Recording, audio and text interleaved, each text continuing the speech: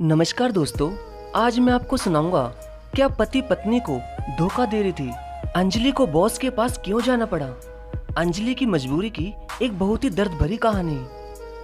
दीपक और अंजलि की अभी 2 साल पहले ही शादी हुई थी, लेकिन शादी के 2 साल बाद ही दीपक को एक बड़ी बीमारी के साथ ही उसे भूलने की बीमारी हो चुकी थी।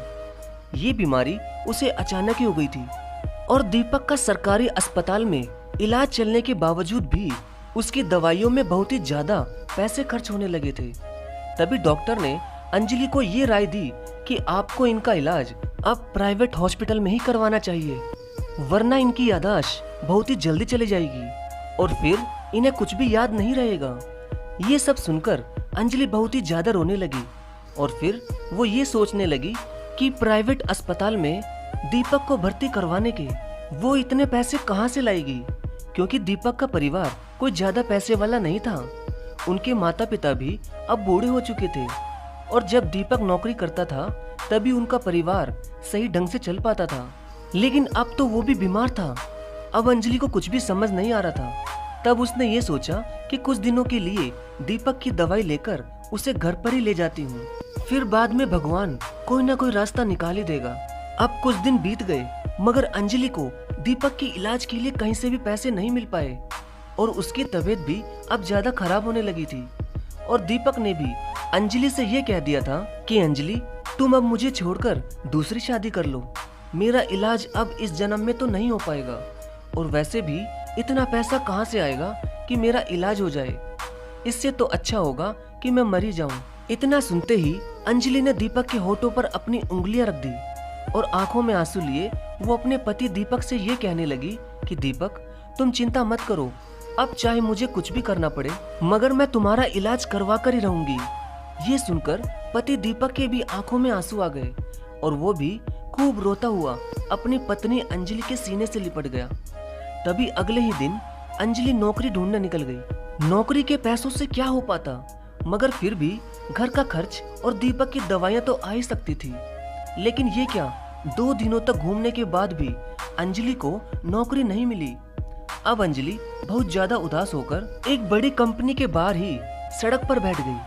तभी वहां उस कंपनी के मालिक की कार आकर रुकी और फिर उसके ड्राइवर ने जोर से गाड़ी का हॉर्न बजाया। तो जैसे ही कंपनी का गेट खुलते ही ड्राइवर कार को अंदर ले जाने लगा, वैसे ही उस कंपनी के मालिक ने ड्राइवर के कंधे पर हाथ रखकर उसे गाड़ी रोकने के लिए कहा, क्योंकि उस कंपनी के मालिक की नजर सीधा उस कंपनी के बाहर बैठी हुई अंजलि पर चली गई। अंजलि दिखने में बहुत ही सुंदर थी। उसके गोरे बदन पर उसका पीला सूट बहुत ही अच्छा लग रहा था और तो और शायद अंजलि ने सूट को ज्यादा ही टाइट पहन रखा था, जिसकी वजह से वो अपने सूट को बार बार इधर उधर खींचकर ठीक कर रही थी। ये सब देखकर उस कंपनी के मालिक की नीयत उस खूबसूरत अंजलि पर गंदी हो चुकी थी। तभी वो मालिक अंदर जाकर उस लड़की अंजलि को कंपनी के अंदर बुलाता है। तो जैसे ही अंजलि उस बड़ी कंपनी के मालिक के रूम में आकर उनको नमस्ते कहती है, वैसे ही वो कंपनी का मालिक अंदर ही अंदर बहुत खुश हो जाता है और पूछता है कि क्या बात है, तुम कुछ परेशान सी होकर बाहर क्यों बैठी थी? अगर तुम कुछ परेशान हो तो प्लीज मुझे बता सकती हो। ये सुनते ही अंजलि की आंखों से आंसू आ जाते हैं और वो उन्हें अपने पति की बीमारी की सारी बात बता देती है और फिर वो ये भी कहती है कि सर, इस समय मुझे नौकरी की सख्त जरूरत है, मगर कोई मुझे नौकरी देकर राजी नहीं है, क्योंकि मुझे काम करने का कोई एक्सपीरियंस नहीं है। इसलिए ये सुनकर उस कंपनी के मालिक ने उसी समय अंजलि को अपनी सेक्रेटरी की नौकरी दे दी। तभी अंजलि ने उन्हें थैंक्स कहा और उनके आगे हाथ जोड़ने लगी। तभी उसके सर ने अंजलि का हाथ पकड़कर पूछा कि अरे, बातों ही बातों में मैं तुम्हारा नाम तो पूछना ही भूल गया। तो अंजलि ने उन्हें कहा कि सर, मेरा नाम अंजलि है।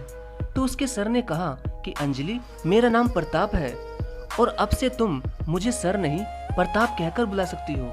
ये कहकर प्रताप ने अंजलि की कमर पर हाथ रखकर ये कहा कि अंजलि, अब तुम चिंता मत करो, मैं तुम्हारे पति को बिल्कुल ठीक करवा दूंगा और जितना भी पैसा खर्च होगा मैं तुम्हारे पति के इलाज में पैसों को पानी की तरह बहा दूंगा।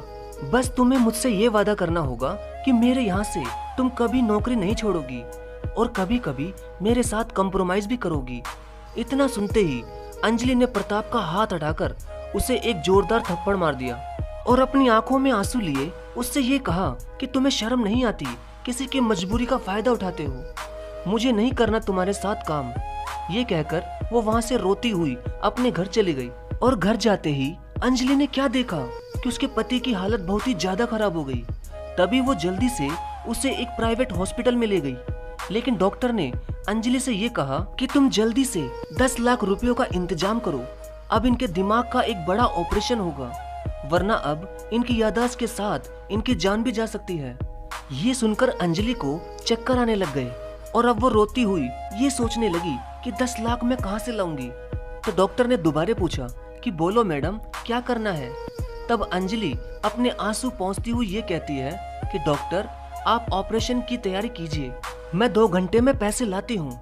ये कहकर वो उस बड़ी कंपनी के मालिक प्रताप के पास दोबारा चली गई और सीधा उसके कैबिन में चली गई। प्रताप समझ गया था कि अंजलि मान चुकी है।